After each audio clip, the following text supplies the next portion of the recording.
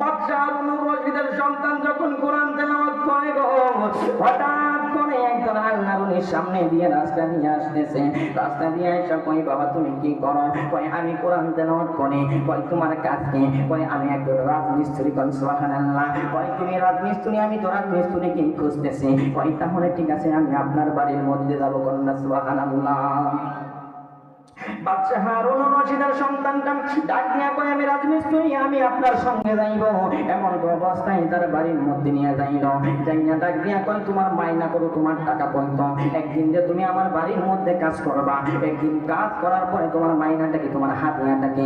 কয় আমার হাতিয়া বেশি কিছু নয়, আমি যদি কাজ কম করি তাহলে আপনি আমাকে টাকা কম দিতে পারবেন না, আমি যদি কাজ বেশি করি তাহলে আপনি আমাকে টাকা দিতে পারবেন না।